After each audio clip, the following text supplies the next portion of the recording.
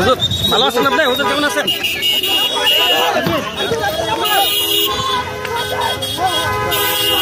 অবশেষে জালিমের কারাগার থেকে মুক্তি পেলেন শাইখুল হাদিস মাওলানা মামুনুল হক হাফিজাউল্লাহ।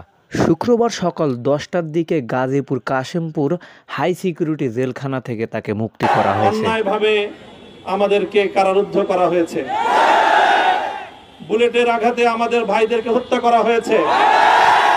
আমরা যখন আমাদের সন্তানদের লাশ এবং তাদের সেই মরদেহকে সামনে রেখে আমরা যখন আমাদের ন্যূনতম প্রতিবাদটুকু উচ্চারণ করতে গিয়েছি, তখন আমাদেরকে কারারুদ্ধ করা হয়েছে।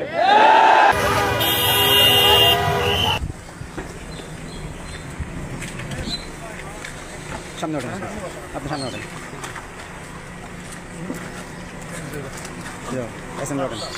যারা যারা উঠবেন এই গাড়িতে উঠে যান।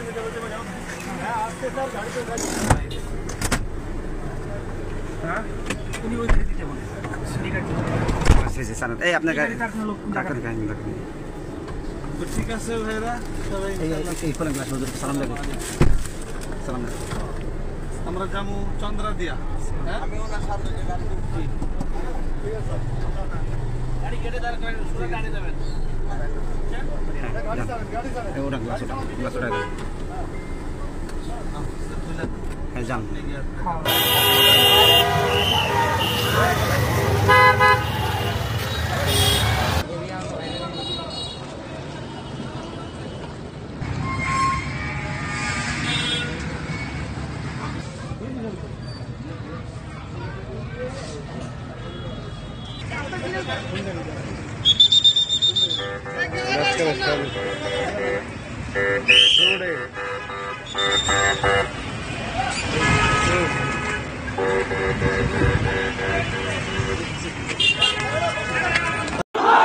السلام عليكم ورحمة الله.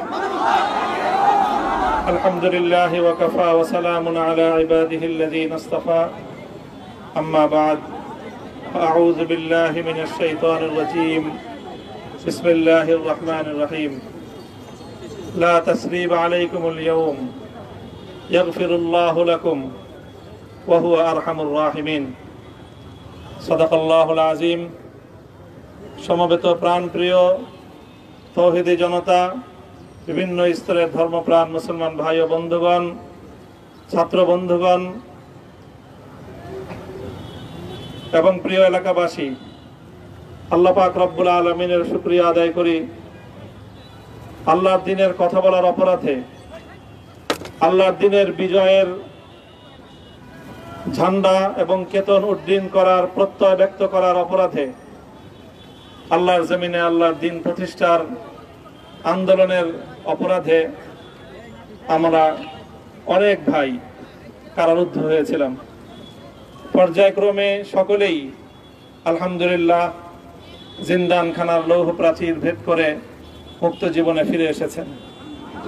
সর্বশেষ আজ আমার মুক্তির মধ্য দিয়ে 2021 সালে হেফাজতে ইসলাম বাংলাদেশ এবং এদেশের আলেম সমাজের উপর ইতিহাসের অন্যতম এক গভীর ষড়যন্ত্র এবং চক্রান্ত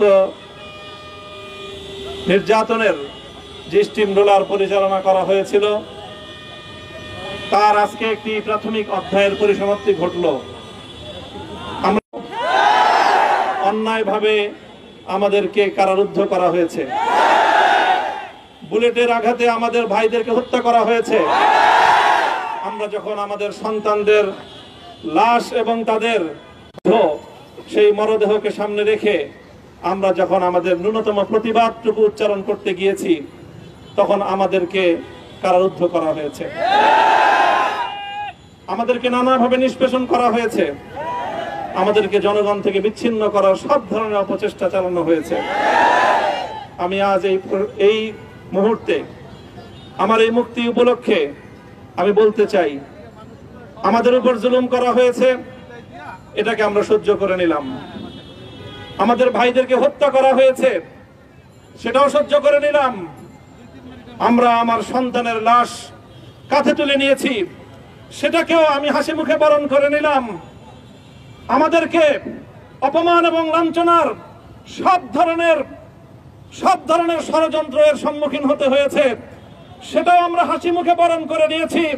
কিন্তু আল্লাহর এই জমিনে আল্লাহ এবং তার রাসূলের কোনো অসম্মান এক মুহূর্তের জন্য আমরা বরদাস্ত করে নেব না। আমরা আমাদের সর্বোচ্চ ত্যাগ এবং কোরবানি স্বীকার করতে প্রস্তুত রয়েছি, জীবন দিতে প্রস্তুত রয়েছি। আল্লাহর এই জমিনে আল্লাহর দ্বীনের ঝান্ডা সমুন্নত করেই আমাদের যাত্রা থামবে ইনশাআল্লাহ। হয়তো শাহাদাত, নয়তো খেলাফত ইনশাআল্লাহ। আল্লাহর জমিনে খেলাফত প্রতিষ্ঠার যে আওয়াজ আজ পৃথিবীর দিকে দিকে উচ্চারিত হচ্ছে, সে আওয়াজ বাংলার জমিনে খেলাফতের এই আন্দোলনকে চূড়ান্ত গন্তব্যে পৌঁছাবে ইনশাআল্লাহ। আমি বাংলাদেশের আলেম সমাজ, হেফাজতে ইসলাম বাংলাদেশ সহ বাংলাদেশ খেলাফত মজলিস সহ সকল ভ্রাতৃপ্রতিম সংগঠন, সকল ধর্মপ্রাণ, ইসলামপন্থী বিভিন্ন ছোটখাটো মতভেদ, মতবিরোধ, মত পার্থক্যের ঊর্ধ্বে উঠে যারা এলায়ে কালিমাতুল্লাহর এই এক বাণীতে বিশ্বাসী, আল্লাহর জমিনে আল্লাহর দ্বীন কায়েম করতে চাই, আমাদের তাআলাউ ইলা কালিমাতিন সাওয়াইন বাইনানা ওয়া বাইনাকুম এই এক মন্ত্রে উজ্জীবিত হয়ে আল্লাহর দ্বীনের ঝান্ডা সমুন্নত করবার এই আন্দোলন এবং সংগ্রামে আমি নিজেকে উৎসর্গ করার ঘোষণা করছি। এবং আমার সকল ভাইদেরকে, আমি সকল উলামায়ে কেরামকে এবং ধর্মপ্রাণ মুসলমানদেরকে, ইসলামী নেতৃত্বকে ঐক্যবদ্ধভাবে এই সংগ্রামের ঝান্ডা সমুন্নত করবার, ধারণ করবার আহ্বান জানাচ্ছি। এবং আপনাদের সকলকে আবার শুকরিয়া জ্ঞাপন করছি যে আজকে আপনারা এভাবে আমাকে উৎসাহিত করেছেন, উজ্জীবিত করেছেন। আল্লাহ পাক আপনাদের সকলকে উত্তম বিনিময় দান করুন।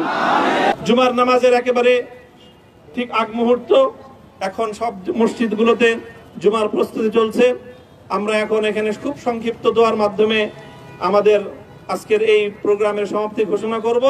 এরপরে ইনশাআল্লাহ প্রত্যেকে সুশৃঙ্খলভাবে যার যার জায়গা মতো বা আশেপাশের মসজিদগুলোতে গিয়ে আপনারা জুমার নামাজ আদায় করবেন।